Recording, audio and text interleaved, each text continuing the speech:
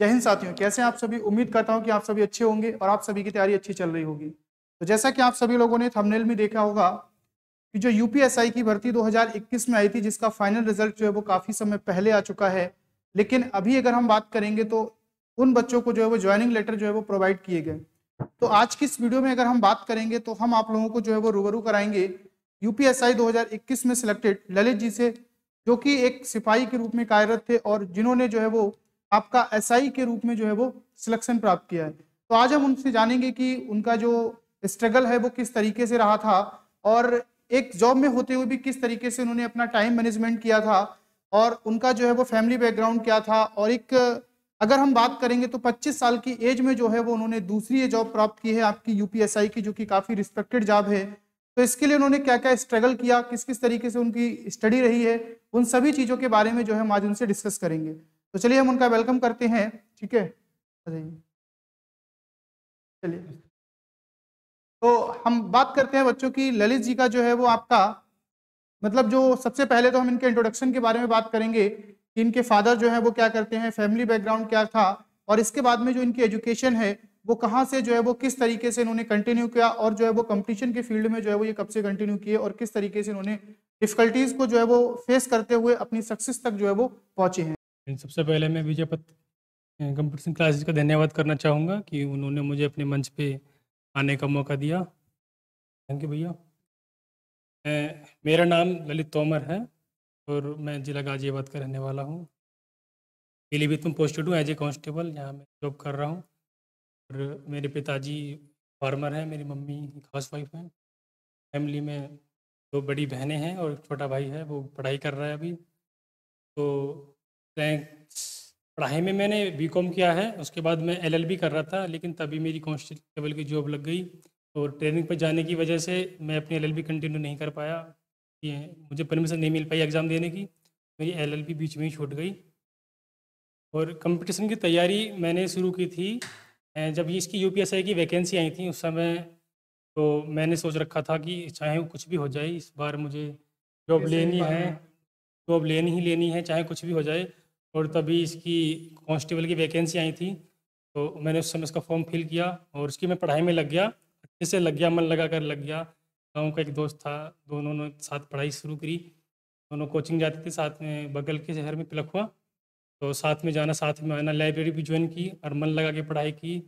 लेकिन मन में ठान रखा था कि इस बार जॉब लेनी ही लेनी है, तो सब कुछ दरकिनार करके बस पढ़ाई की और मेरा इसमें क्या। ललित जी, हम आपसे ये जानना चाहेंगे कि जो आपने तैयारी शुरू की थी, तो तैयारी में जो है वो आपने किस तरीके से जो है वो अपने स्ट्रेटजी को बनाया था, किस तरीके से अपने टाइम को मैनेज किया था, और किस तरीके से जो है आज की डेट में होता नहीं है कि बहुत सारे बच्चों के सामने ये चीज़ रहती है कि अगर हम बात करें बेसिकली तो वो जो अपने ऊपर मतलब एक सेल्फ डिसिप्लिन है। ठीक है, तो मतलब बेसिकली बच्चा जो है वो किस चीज़ को देखते हुए, सबसे पहले तो जब आपकी सबसे पहली बार जब जॉब लगी थी तो शायद आप लगभग 18 साल के थे जब आपने यूपी कांस्टेबल ज्वाइन किया था। मतलब आप सोचिएगा कि अगर 18 साल में किसी भी व्यक्ति को जो है वो पहली बार में जॉब मिल जाती है, शायद हम लोग समझते हैं कि 18 साल जो है वो हमको फॉर्म फिलअप करने की जो है वो हमारी एज होती है, और जैसे ही आप लोग इंटर क्वालिफाई करते हैं और आपके सामने एक गवर्नमेंट जॉब खड़ी होती है, तो कहीं ना कहीं ये आपके लिए एक बहुत बड़ी अपॉर्चुनिटी है। तो इसके लिए जो है वो इनके मन में सबसे पहली बार आया था कि हाँ मुझे तैयारी करनी है कांस्टेबल की, और इन्होंने मन लगा के पढ़ाई की और इनका जो है वो कांस्टेबल में सिलेक्शन हो गया। तो कहते हैं ना बच्चों की जो मतलब सफलता होती है ना, वो किस्मत से नहीं मेहनत से मिलती है, क्योंकि फूल जो है वो यूं ही खिला नहीं करते, बीज को दफन होना पड़ता है। अगर आपको वास्तविकता में सफलता चाहिए तो जाहिर सी बात है कि आपको मेहनत करनी पड़ेगी। अब आप आगे की इनकी स्टोरी सुनेंगे कि जब ये एज ए कांस्टेबल थे उसके बावजूद भी इन्होंने अपनी पढ़ाई को किस तरीके से कंटिन्यू किया और क्या क्या समस्याएं आती थी इनके सामने। तो ललित जी, सबसे पहले जब यूपीएसआई की वैकेंसी आई और उस समय आप एज ए कांस्टेबल कार्यरत थे, तो आपने कैसे अपने आप को मोटिवेट किया और कैसे आपने ये देखा कि हम जो है वो इस भर्ती के अंदर भी कहीं ना कहीं अपना एक मतलब जो स्थान है उसको प्राप्त कर पाएंगे। तो सबसे पहले जो है आपने क्या क्या आपके बीच में इसमें डिफिकल्टी आई, कैसे आपने टाइम को मैनेज किया, ये सारी चीजें।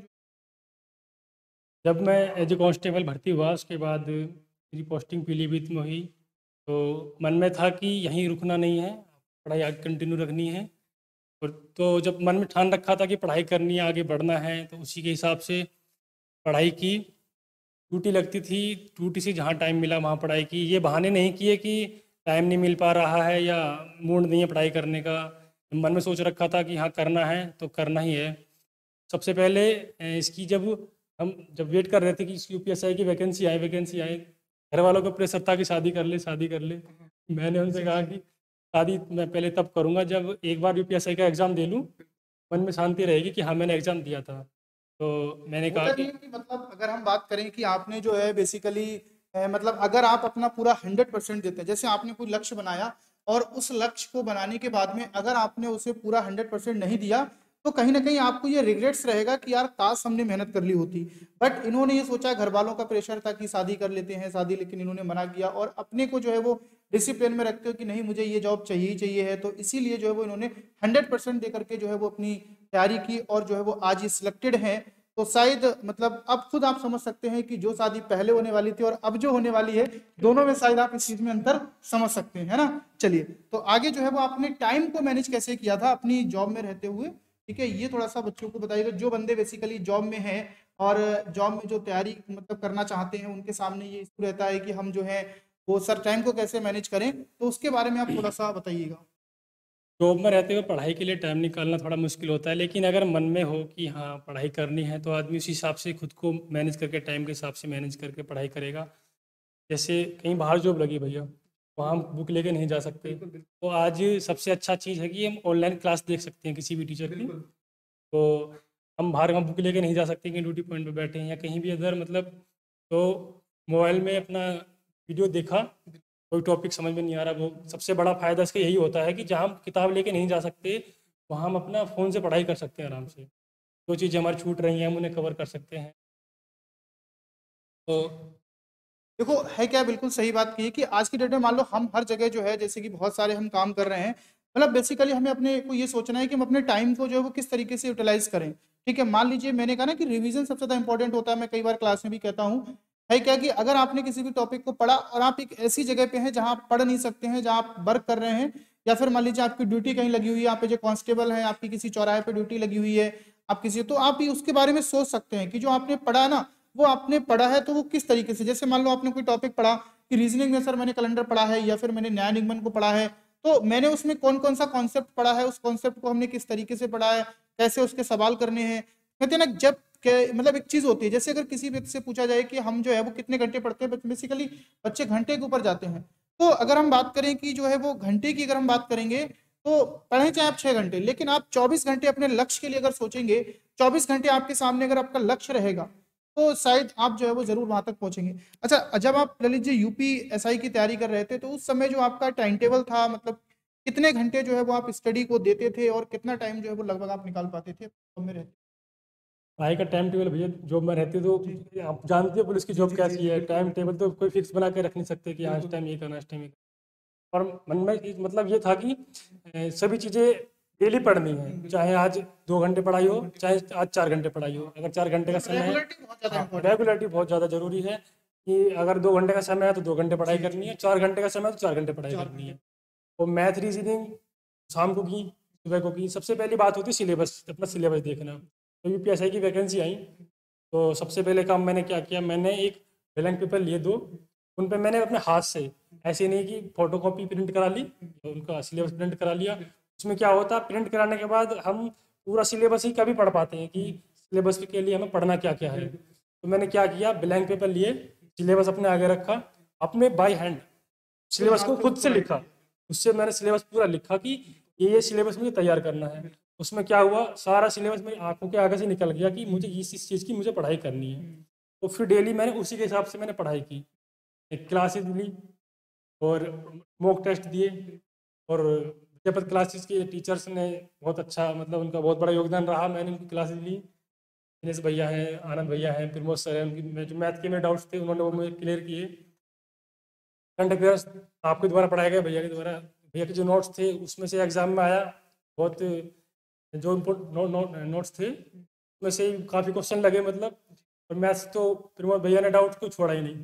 तो पढ़ाने का तरीका ही उनका ऐसा है कि उन्होंने डाउट छोड़ा नहीं है। और उसके बाद अपने रूम पे जाकर प्रैक्टिस करना, मॉक टेस्ट देना, मॉक टेस्ट में खुद का आंकलन करना कि हाँ किस रैंक पे हूँ, ना पीछे हूँ, मुझसे कितने बच्चे आगे हैं या मुझसे कितने बच्चे पीछे हैं, ये एनालिसिस करके मॉक टेस्ट देकर खुद को आंकना कि हाँ मैं कहाँ पे हूँ, कहाँ पे नहीं हूँ। मेरे हिसाब से सबसे इम्पोर्टेंट चीज़ होती है भैया सिलेबस अपना देखना, बिल्कुल, फिर सबसे सिलेबस के इम्पोर्टेंट हिसाब से सिलेबस के तैयारी बारे में आपको करनी। और जानकारी क्या होनी होता चाहिए। है कि मैंने हिंदी को मैंने बहुत वैल्यू दी। जी। मैंने हिंदी को हल्के में नहीं लिया। हुँ, जब मैं कांस्टेबल था तो मैंने सोचा रखा था कि एक बार को मैं जीएस कम पढ़ूंगा, हुँ, लेकिन मैं हिंदी पूरी पढ़ूंगा, हिंदी पूरी पढ़ो। क्योंकि उसका भी इतना ही इसमें कंट्रीब्यूशन है। जी, जी। 37 क्वेश्चन हिंदी के थे, 37 क्वेश्चन जीएस के थे। मैं जीएस की पढ़ाई करता, बहुत ज़्यादा क्वेश्चन थे इसमें। हिंदी का सिलेबस भी कम था और थोड़ा आसान था। मैंने पहले क्या किया, मैंने हिंदी को इस तरह से कर लिया भैया, मेरे 37 में 36 क्वेश्चन ठीक थे। और इसमें यूपीएसआई में मुझे लग रहा है मेरे 40 में से 38 के करीब ठीक थे इसमें। हाँ, बिल्कुल सही तो बात मैंने है। हिंदी को हल्के में ना लेके हिंदी को मैंने प्रेफरेंस दी कि हाँ मुझे हिंदी अपनी अच्छे से करनी है। जितने टाइम में जीएस होगी उसके 1/4 टाइम में हिंदी आराम से कंप्लीट हो जाएगी। मैंने हिंदी को हल्के में ना लेके हिंदी को मैंने पूरा पूरा टाइम दिया, और जीएस को भी टाइम दिया। ऐसा नहीं है कि हिंदी को भी टाइम दिया, जीएस को टाइम ना दिया, मैथ को भी टाइम दिया। और इसमें जीएस अच्छा, में मैथ्स रीजनिंग की अगर हम बात करेंगे तो उसको तो मतलब किस तरीके से मैथ्स में होता है बच्चों के लिए जो प्रैक्टिस करना, तो मतलब किस तरीके से मैथ्स रीजनिंग को आपने अपना स्ट्रॉन्ग बनाया, और बच्चे जो है क्योंकि आपको पता है जो आने वाली भर्ती यूपी पुलिस में उसमें रीजनिंग का जो पोर्शन है वो काफी ज्यादा है, आप जी देखेंगे जी। तो बच्चा जो है वो मैथ्स रीजनिंग में अपने नंबर तरीके से ग्रो करे उसके लिए क्या क्या मतलब करना चाहिए बच्चे को।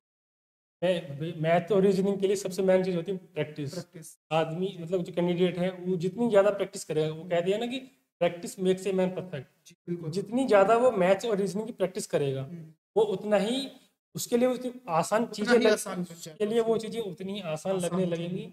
और जो उसके डाउट्स हैं वो तभी निकल के आएंगे।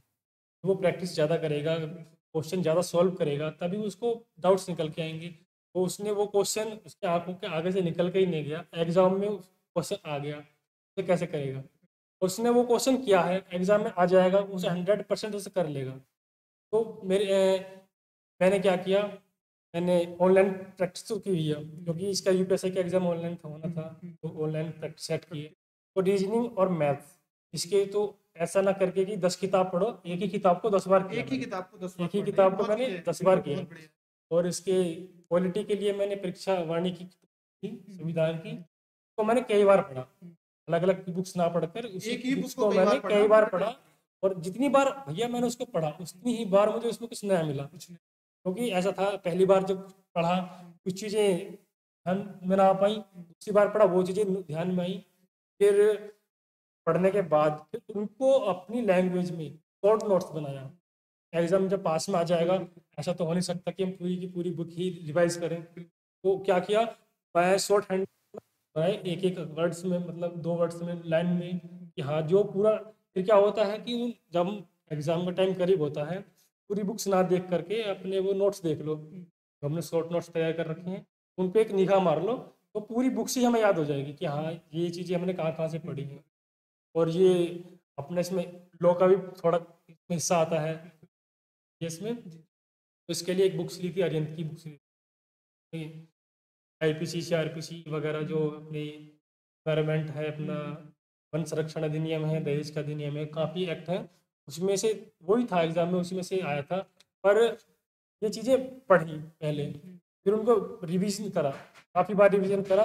रिवीजन करने के बाद तो फिर चीज़ें ऐसे भाई एंड याद हो गई कि हाँ ये चीज़ ऐसी, ये चीज़ ऐसी है। मेरे हिसाब से तो जीएस और हिंदी का रिवीजन और मैथ्स और रीजनिंग की प्रैक्टिस, प्रैक्टिस जितनी ज्यादा ये कर जितनी सकते ज़्यादा हम करेंगे भैया उतने ही। अच्छा, मैं एक चीज़ जानना चाहता हूँ कि जैसे कि आपने अभी बोला था कुछ समय पहले कि मतलब जब यूपीएसआई की भर्ती आई थी तो उस समय शायद आपके घर वाले कह रहे थे कि शादी कर लो, जी शादी कर जी लो, है ना। वो एक मतलब उस समय प्रेशर था। जी लेकिन अब अगर हम जानना चाहेंगे कि मतलब जैसे अगर उस समय शायद आपने उनकी बात मान ली होती या शादी कर ली होती तो शायद आप, क्योंकि आपको पता है यूपीएसआई का जो एग्जाम है भर्ती से मतलब आने के लगभग 3 से 4 महीने बाद पेपर हो गया था। अगर आपने उस समय उसमें मतलब आकर के और शादी कर ली होती तो शायद थोड़ा सा आप उस चीज से अलग हो जाते और हम उसके तैयारी उसके नहीं कर पाते। उसके उसके तो लिए मैं ये जानना चाहता हूँ कि इस समय जो है वो फैमिली वाले किस तरीके का रिस्पॉन्स है उनका, या माँ बाप जो है वो किस तरीके से मतलब अब कितना खुश हैं, या फिर कैसे किस तरीके की चीजें। फैमिली का सपोर्ट तो भैया पहले से ही काफ़ी रहा। ऐसा है कि मैं ग्राम गांव का रहने वाला हूँ। जी गांव में क्या होता है कि किसी की सरकारी नौकरी लगी, जी फिर रिश्ते आने शुरू हो जाते हैं बिल्कुल बिल्कुल। कि रिश्ता कर लो, रिश्ता कर लो, रिश्ता कर लो। तो घर परिवार का सपोर्ट काफ़ी रहा। उन्होंने कहा कि नहीं अभी लड़का पढ़ाई कर रहा है, अभी हम शादी नहीं करेंगे, और भी इतनी नहीं है, हम शादी नहीं करेंगे। तो उन्होंने कहा आप रिश्ता ले लो, शादी मत करना, रिश्ता पक्का कर लो। मैं उससे भी बातें की काफ़ी लोगों ने, मैंने कहा कि नहीं, मुझे अभी एक एग्ज़ाम देना है, यूपीएससी का एग्ज़ाम देना है मुझे, बाद में शादी करूँगा। आप विश्वास करो, काफ़ी लोग बोल देते कि शादी कर लोगे तो लड़की की किताब फाड़ देगी। बिल्कुल बिल्कुल बिल्कुल। वो क्या वो क्या पढ़ने नहीं देगी। मैंने कहा किताब फाड़ने की तो बात देखो, लेकिन ऐसा है कि जो मतलब मेरे माइंड में है कि जी मुझे जी बिल्कुल। एक बार एग्ज़ाम देना है, क्लियर हो या या ना ना हो, हो बात की। मतलब मुझे एक बार एग्ज़ाम अपनी पूरी तैयारी के साथ एक बार मुझे एग्ज़ाम देना है, के बाद शादी बात जो करनी है वो बाद की। फैमिली वाले तो अब तो काफ़ी खुश है, ऐसा ही कुछ उनका लड़का दरोगा बन गया तो बिल्कुल बहुत बिल्कुल। खुश की बात है। हाँ, दरोगा बन गाँव गया के तो बिल्कुल सही जाहिर सी बात है कि गाँव में भी बिल्कुल गाँव एकदम के लोग भी काफ़ी अलग तरीके से हाँ, रिस्पेक्ट करेंगे, है ना? जी, अच्छा, मैं ये अभी जानना चाहता हूँ कि जैसे कि अभी जो आने वाली वैकेंसी है, जैसे कि हमें 2023 में यूपी पुलिस की जो वैकेंसी आने वाली है, तो आप जो आने वाले जो बच्चे हैं मतलब तैयारी करने वाले हैं, उनको क्या संदेश देना चाहेंगे कि मतलब क्योंकि हम देख रहे हैं कि कोई भी अगर एग्जाम हो रहा है तो उसमें जो है वो बहुत ही कम समय हमें मिल रहा है फॉर्म फिलअप करने के बाद में। तो बच्चे को किस तरीके से अपनी पढ़ाई और कितना जो है वो मतलब अभी से उसको क्या करना चाहिए, कैसे तैयारी करनी चाहिए, उन सभी चीज़ों के बारे में थोड़ा सा आप बोलना चाहेंगे बच्चों के लिए 2 मिनट में? मैं यही कहना चाहूँगा भैया कि बच्चे क्या करते हैं, वो नोटिफिकेशन आने का जी, वेट करते फॉर्म हैं फिलअप करने कि के कब बाद में। नोटिफिकेशन आएगा, जी तब जी हम पढ़ाई में लगेंगे। उन बच्चों से मैं यही कहूँगा कि आप लग जाओ, बिल्कुल, अभी से तैयारी आप अगर लग शुरू जाओ। करेंगे तो उसका इस फायदा चीज़ का मिलेगा। इंतज़ार मत करो कि कब नोटिफिकेशन आएगा और कब बिल्कुल मैं तब पढ़ाई करनी शुरू करूँगा। अभी आप अगर अभी से लग जाओगे तो काफ़ी लोगों से आप आगे हो जाओगे। जब नोटिफिकेशन आ जाएगा तो वो आपके रिवीजन का टाइम होगा। अगर आप नोटिफिकेशन आने के बाद ही पढ़ाई में लगोगे, आप सिलेबस ही कंप्लीट कर पाओगे। बिल्कुल, रिवीजन एक बार कर लिया मुश्किल से, मुश्किल से होगा। अब पढ़ाई में लग जाओगे, सिलेबस कंप्लीट हो जाएगा और 2-3 बार उसका रिवीजन भी हो जाएगा। और ऐसा होता है कि जब चीज़ें एक बार पढ़ी, दोबारा ना पढ़ी, एक ही बार पढ़ी, एग्ज़ाम में बैठ के क्वेश्चन सामने हुआ तो ऐसा लगता है कि इसका ये है या ये है। ये है मतलब कंफ्यूजन बहुत मतलब ज्यादा रहता है अगर आप रिवीजन नहीं करें। पता होता है कि हाँ, इसका आंसर ये जी, है, लेकिन ये रहता है कि ये लगाऊं या ये ये लगा है, मतलब वो क्लियर नहीं हो कंफ्यूजन पाता। कंफ्यूजन वो जो क्लियर नहीं रिवीजन होता। है, उस रिवीजन की वजह से वो जो हमारा कंफ्यूजन कन्फ्यूजन है क्लियर वो हो क्लियर हो जाता जाएगा कि हाँ, इसका यही है, है। मुझे बिल्कुल इसका यही लगाना है। तो वैकेंसी तो आनी है भैया, बिल्कुल ये सौ बात भी। परसेंट आपको तो मैं ही तो मतलब मेरे आने दोस्त बच्चे हैं, हैं जो भाई उनको यही बहन हैं, कहना चाहेंगे कि मैं अभी से उन्हें अगर आप यही तैयारी शुरू करें जी, तो ज़्यादा बेटर है। मैं उनसे यही कहूँगा कि बिल्कुल अपनी तैयारी अभी से करने लगें। सिलेबस अपना तैयार कर लें कि हम इस एग्ज़ाम की तैयारी करनी है, इस एग्ज़ाम का सिलेबस ये है, और उस सिलेबस के हिसाब से खुद को तैयार करें और खुद को आंकें कि मैं कहाँ बिल्कुल हूँ कहाँ नहीं हूँ। इस चीज़ का इंतजार ना करें कि वैकेंसी आएंगे तो मैं तैयारी करने लगूंगा, कि जब वैकेंसी आएंगे तब तैयारी करने लगोगे तो आप भीड़ का हिस्सा होगे। तो अभी से आप तैयारी बिल्कुल करोगे तो तो आप आप भीड़ काफ़ी से बच्चों अलग से जगह बहुत आगे निकल जाओगे। जो तैयारी अगर कर जो रहे हैं। बच्चे, ये भी मत सोचो कि हम फॉर्म भरने के बाद तैयारी करेंगे। इतने बच्चे हैं जो तैयारी कर रहे हैं, जो ऑलरेडी तैयारी कर रहे हैं, कर रहे जिनका हैं ऑलरेडी सिलेबस काफ़ी कंप्लीट हो चुका है, कंप्लीट हो चुका हो जाओगे। तो बिल्कुल मेरा सभी भाई बहनों से यही मतलब सलाह रहेगी जी कि जी इस चीज़ का इंतजार ना करें, आलसी ना हो। आलसी विद्यार्थी ना कभी हो आलसी नहीं होना आलसी चाहिए, नहीं होना चाहिए कभी भी आलसी नहीं होना चाहिए कि हाँ, कि मैं अरे कल देखेंगे या हो जाएगा, ये चीज़ें हैं। आलसी नहीं होना आप लोगों को बिल्कुल। अगर मैं यही कहूँगा कि अगर ठान लोगे तो ले लोगे जो, बिल्कुल जब बिल्कुल सही मैंने बात ले ली तो आप भी ले लो। कोई चमत्कार नहीं है, मेहनत है अपनी। जितनी मेहनत, जितना सोना तपेगा उतना ही वो कुंदन बनेगा। बिल्कुल बिल्कुल देखिए, अगर आप अपने किसी भी लक्ष्य को अगर आप बिल्कुल टारगेट करते हैं कि नहीं, जैसे अर्जुन की तरह अगर उनको चिड़िया की आंख अगर आपको दिखती है तो जी जी 100% जो है वो मतलब आपको सफलता मिलेगी। अगर आपने किसी टारगेट को बनाया है और टारगेट को बनाने के बाद आप उसे अचीव करना चाहते हैं और अचीव करने के लिए आप उसे पूरी तरीके से डेडिकेट हैं अपने लक्ष्य के प्रति, तो आपको 100% एक दिन सफलता मिलेगी। अगर हम बात करें ना बच्चों की, होता क्या है कि हम लोग बहुत सारे बच्चे ये सोचते हैं कि सर मतलब हर जगह हम लोग भागते हैं पहले कि हमें जॉब मिल जाए। तो सर जॉब बेसिकली उसी व्यक्ति को मिलती है जो पहले मतलब उसके लिए अपने आप को तैयार करता है। आप ये मत देखिएगा कि सर वैकेंसी कब आएगी, कब हम तैयारी शुरू करेंगे, लेकिन सबसे पहले ये देखिएगा कि सर आप अभी उसके लिए कितना तैयार हैं। मान लो कि अगर कल आप लोग अभी उस चीज का इंतजार कर रहे हो, अगर कल आपके सामने नोटिफिकेशन आ जाए और कल नोटिफिकेशन आने के बाद में 2 महीने के बाद एग्जाम हो जाए, आप खुद को बताइएगा कि आप कितना अच्छा कर पाएंगे उसके अंदर। ठीक है, आप अपनी तैयारी को इस तरीके से रखिएगा कि आने वाले अगर 2 महीने में भी एग्जाम हो तो आप उसके अंदर कंपटीशन कर पाए। यानी कि अपने आप को पूरी तरीके से आपको तैयार रखना है। बाकी का जो नोटिफिकेशन, देखो भर्ती आनी है हमको पता है, लेकिन ये चीज कब थोड़ा सा डिले हो रहा है वो आप सब लोग जानते हैं। उसके बारे में आपको अलग से बताने की जरूरत नहीं है कि किस चीज पर हमारी सारी वैकेंसी डिपेंड करती हैं, उसकी चर्चा करने की जरूरत नहीं है। लेकिन आप अभी से जो है वो अपने आप को तैयार करेंगे, क्योंकि अगर आप अभी से अपने आप को तैयार करेंगे तो जैसा कि भी भैया ने बताया कि आपका रिवीजन भी कई बार हो जाएगा, और जब धीरे धीरे आपका रिवीजन कई बार हो जाएगा तो आपको अपने आत्मविश्वास भी खुद बढ़ने लगेगा, कॉन्फिडेंस अपने क्योंकि जब तक कॉन्फिडेंस नहीं होगा तब तक आप कुछ नहीं कर सकते। अगर हम बात करेंगे कॉन्फिडेंस में, तो आपको सेल्फ का कॉन्फिडेंस होना बहुत जरूरी है। अगर आपके अंदर सेल्फ कॉन्फिडेंस नहीं है, ठीक है, कहते हैं ना कि जो बाहर के लोग हैं, चाहे वो हमारे रिश्तेदार हुए, हमारे दोस्त हुए, या उन लोगों से लड़ना आसान है। उनकी नजर में अगर आप गिर चुके हैं या हार चुके हैं तो फर्क नहीं पड़ता, उनसे आप लड़ लेंगे। लेकिन जिस दिन आप खुद की नजरों में गिर जाएंगे या खुद से हार मान लेंगे, तो फिर कहते हैं ना कि मतलब मैदान का हारा हुआ इंसान जो है वो दोबारा जीत सकता है, लेकिन जो एक बार मन से हार गया ना, तो दोबारा वो कभी, जैसा कि हमारे अटल बिहारी वाजपेयी जी ने कहा था। तो ये चीज आपको ध्यान में रखनी है कि आपको डेडिकेशन के साथ में और अपने लक्ष्य के प्रति अभी से जो है वो तैयारी करनी है।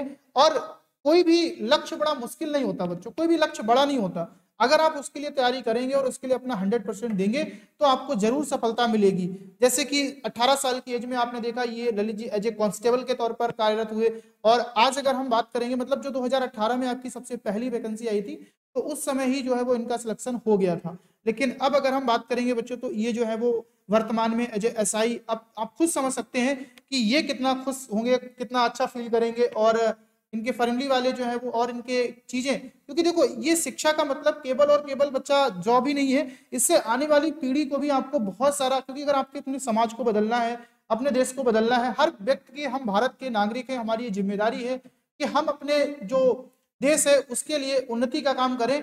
तो शिक्षा सबसे इंपॉर्टेंट चीज है, क्योंकि आपने देखा है कि देश में जो संविधान के हमारे पिताजी ने, हम कहते हैं डॉक्टर भीमराव अम्बेडकर, उन्होंने कहा है कि शिक्षा वह शेरनी का दूध है जिसे जो जितना पिएगा उतना ही दहाड़ेगा।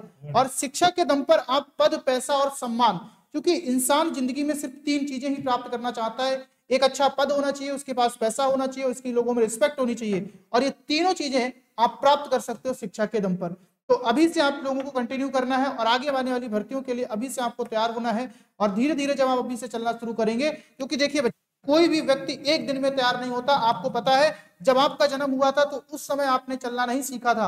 आप पहले जब आपका जन्म हुआ था तो आप बैठ नहीं पाते थे, धीरे धीरे आपने बैठना सीखा, बैठने के बाद आपने धीरे धीरे खड़ा होना सीखा, मम्मी ने जब उंगली पकड़ के खड़ा करना सिखाया तो आप धीरे धीरे खड़े हुए, फिर आपने धीरे धीरे चलना सीखा, और मतलब पहले आपने चारपाई पकड़ के चले, फिर आप धीरे धीरे चलना शुरू किए, और फिर आपने दौड़ना शुरू किया। एकदम से जो है वो आपने दौड़ना शुरू नहीं किया। उसी तरीके से ये पढ़ाई भी है बच्चा, एक दिन में कुछ नहीं होने वाला। आप अभी से तैयार करेंगे, आपको थोड़ी सी दिक्कतें भी हो सकती है, लेकिन धीरे धीरे जब आप उसमें अपनी कंटिन्यूटी बना लेंगे, और बेसिकली सबसे बड़ी चीज जो कंटिन्यूटी यानी कि निरंतरता बहुत है।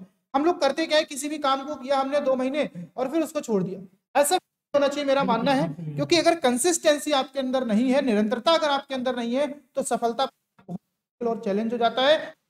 कंसिस्टेंसी, कछुआ और खरगोश की कहानी आपने सुनी होगी, अगर शायद कंसिस्टेंसी है तो धीमे चलने वाला व्यक्ति, कहा ना कि अगर आपके अंदर कंसिस्टेंसी तो आप पर डे 2 घंटे भी निकालेंगे, अगर आप किसी जॉब में भी हैं उसके बावजूद भी अगर अपने लिए 2 घंटे निकालेंगे तो आप निश्चित एक सफलता प्राप्त कर सकते हैं।